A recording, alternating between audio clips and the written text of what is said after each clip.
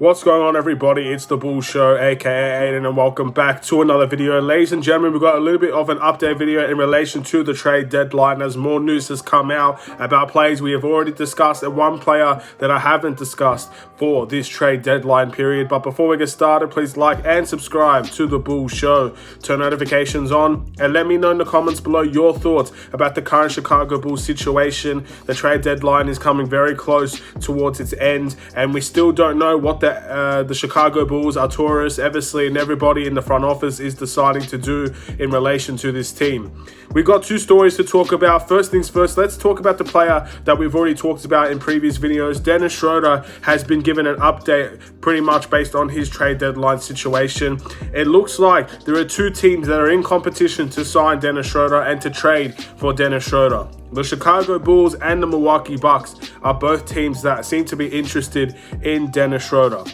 Both teams have trades on the table, and I guess it's up to the Boston Celtics to decide which team is willing to, which team they want to accept their trade from. It could be the Chicago Bulls, it could be the Milwaukee Bucks. Now, according to rumors, of course, it seems that our trade offer was Troy Brown Jr. and a second-round pick. That's obviously a trade that maybe they could accept. I have no idea what Milwaukee Bucks trade offer is. So for anybody that does know what Milwaukee Bucks is offering to get Dennis Schroeder onto the team, please let me know in the comments below. And of course, I could probably make my own decision based on what they are offering and what we're offering for a player like Dennis Schroeder. I've always said he's an upgrade over players like Troy Brown Jr. I think it's a win for the Chicago Bulls to acquire Dennis Schroeder again for Troy Brown Jr. I don't know if he's the upgrade that we need, considering we have so many guards already onto this team. But if we, again, use him as a different type of trade package for another team, or if he's here to kind of help out for the Chicago Bulls while we have players that are missing for at least another month or so, then I can understand that as well. But at the end of the day, I'm not sure if that's the upgrade that I would personally go with, but that's definitely something that's been in conversations, and it looks like there's something on the table if Boston want to accept it. So we'll wait and see, again, closer to the trade deadline, what will happen with Dennis Schroeder. But it's an interesting story. It's an interesting concept. I'm intrigued to see how it would work out if we were to keep him here. And these things kind of excite me. It excites me to see how Billy Donovan can run a system with all these guys onto the team. Also, let's talk about a big man, ladies and gentlemen. There's been finally talks about a big man for the Chicago Bulls to come in potential trades, and his name is Jakob Poeltl. Hopefully I said his name right. Again, it's a very difficult name for me to say, but obviously he's a starting center for the San Antonio Spurs. It seems like the San Antonio Spurs organization and I guess Poeltl themselves want to part ways from each other, and the Chicago Bulls has been linked to this guy.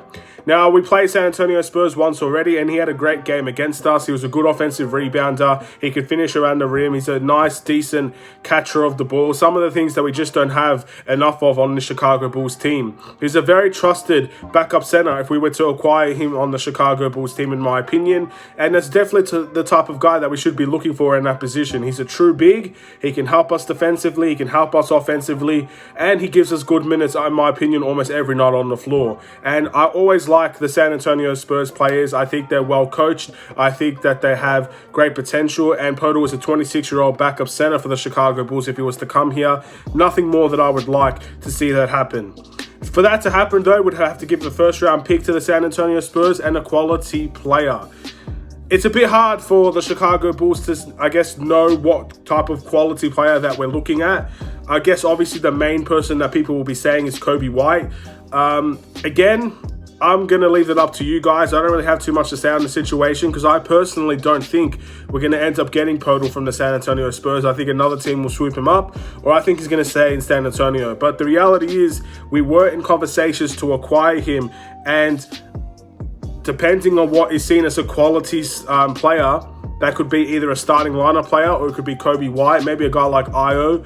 And I'm not sure if I'm willing to give that up. I think I would give up a first-round pick, especially the Portland pick, considering that it goes all the way to 2028 pretty much, if the Portland Trailblazers don't make the playoffs. And I think that's not something that we really need on this team at the end of the day. We have a long way away until 2028, so very difficult to say in that area. I would probably give a first-round pick for Jakob Poeltl. But a quality player, I guess it would just depend on whether the Chicago Bulls would be willing to do that.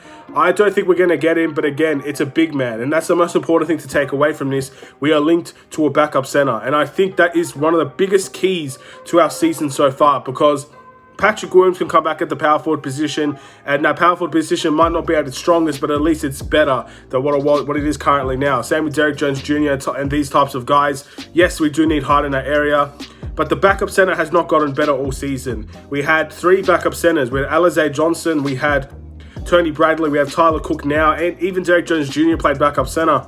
And nothing has been stable for that position. We don't have a guy that we could truly rely on in that position to go and do something. So Poeltl is one of those guys that I think it's a great idea that we're linked to him. If Arturas pulls the trigger on him, I would welcome him with open arms. I think it'd be a great addition to the team, great addition to the center position for the Chicago Bulls. But all in all, I think it's a bit difficult to do. And I'm not sure if trading Kobe White, trading guys of quality is probably the best idea for that type of situation. So again, if we look at other backup centers, that's a great way to go as well. But it's good just to see that we're linked, and that's all I'm really happy about for now, ladies and gentlemen. And that's it. That's the trade deadline update for the Chicago Bulls at the moment. Feel free to let me know in the comments below your thoughts about all of these situations.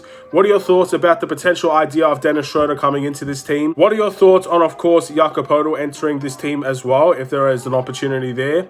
And we'll just have to wait and see how it goes. Let's just wait and see, ladies and gentlemen. I hope we could get something done towards the trade deadline. If Arturas doesn't want to do anything, again, I can respect that decision as well. It's an exciting time for the Chicago Bulls, and everybody has their own ideas.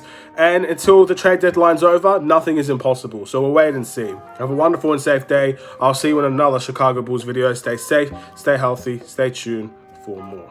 Take care, and peace.